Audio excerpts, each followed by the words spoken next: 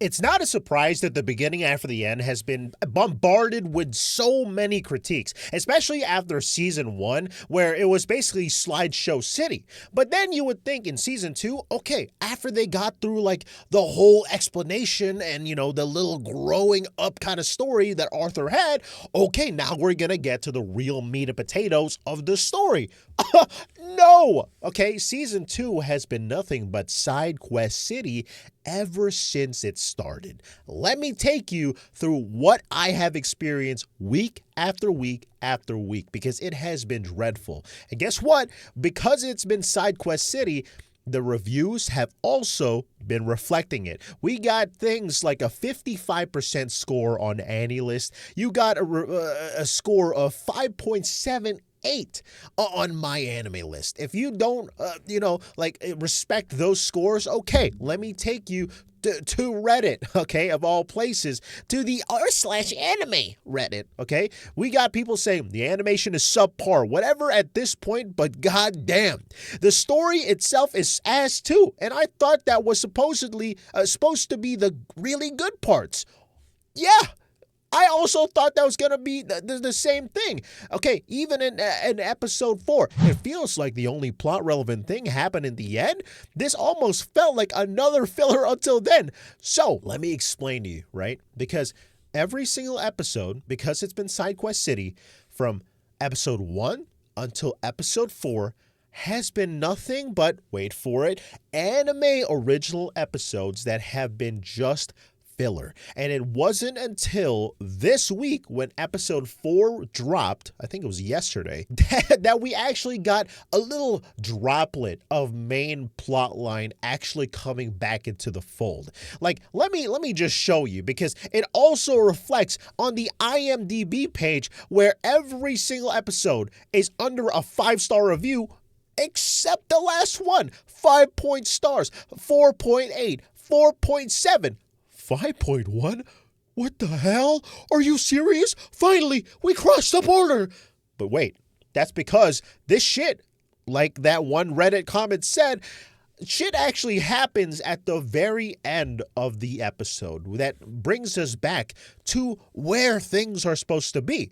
But you might ask, okay, take me through what is supposed to happen. Well, in the first episode, right, it's supposed to be the culmination of Jasmine and Arthur's adventures, where it's basically, okay, all this shit happened, a 2-year time skip happens, and now Arthur is basically kind of a little bit more experienced, and he can really do some damage now, right? Okay, but what episode 1 does instead is basically do a 2-year time skip, but then build on top of what we already know.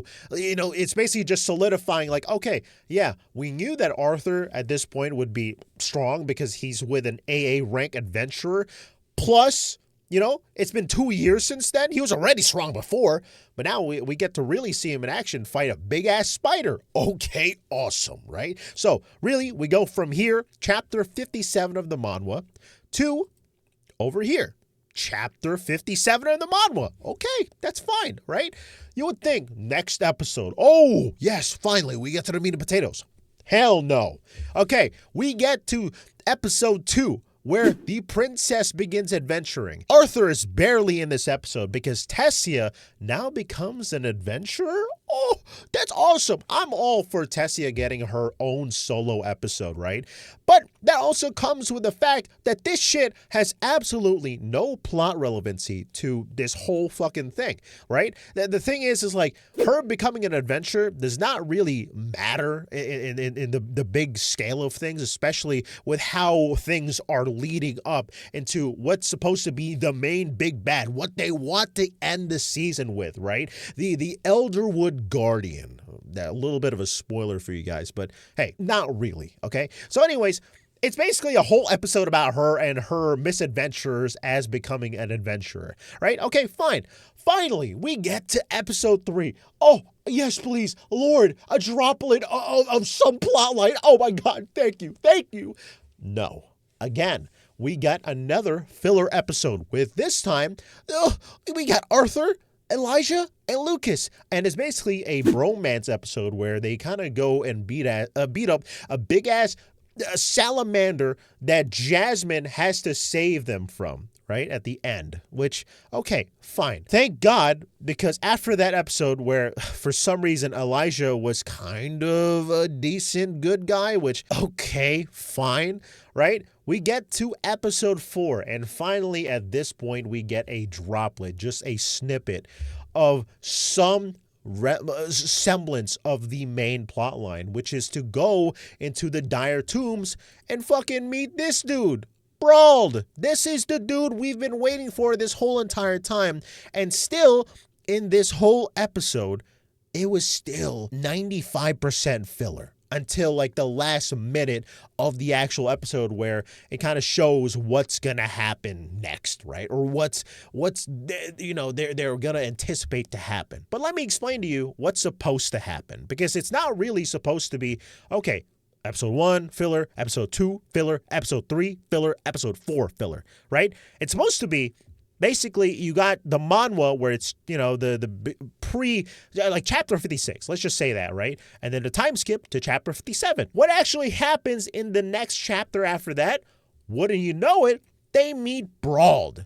Because they go into the dire tombs, right? Where they get to the eventual big boss, the big bad of the season, the Elderwood Guardian. That's who they're supposed to meet, right? So why in the world did we basically get chapter 57.1, 57.2, 57.3, 57.4, honestly, and then next episode, hopefully, we're finally going to get 58. I don't know. I honestly don't know. And people are just, at this point, done with this. And the thing is, the big reason why they are doing this in the first place is because if they didn't have these filler episodes to kind of take place, they were really just gonna probably end in the middle of some arc in the middle of nowhere if they kept going in that pace. In season 1, right, they actually went through about 56 chapters of the manhwa. That's pretty fucking fast, right? You're basically going through 4 to 5 chapters every single episode, right? So that would mean if they went through the normal pace that they usually go through in season 1, but with season 2, let me tell you this, they would have been done with the actual anime in 3 to 4 episodes. Can you fucking believe that? And that's because chapter 57 is the time skip. Do you know when they beat the actual Elderwood Guardian? Chapter 67.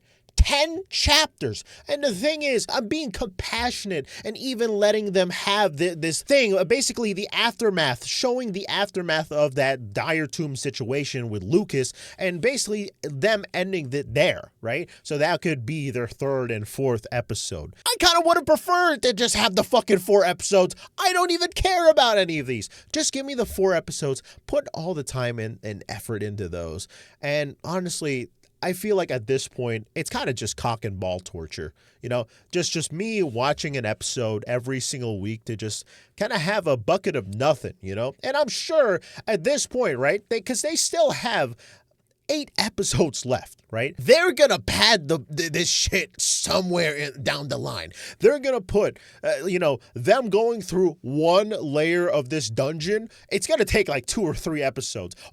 Arthur's gonna damn break his leg. Oh man, I have a sprain. Oh, ow, ow, ow. I'm getting off track here. They're gonna be padding up this series a little bit more too. And that's kind of been like what my thoughts and feelings have been since pretty much episode 2 of this series, about 2 weeks ago. I've thought like, oh man, if they really can't get through this series like this, it's gonna be pretty rough for the rest of the season. And honestly, I'm pretty, I don't know if this is going to keep going. I don't even think this is going to get a season 3 at this point. But good God, man, I'm still going to keep watching just to see where it goes, okay? Anyways, bye-bye.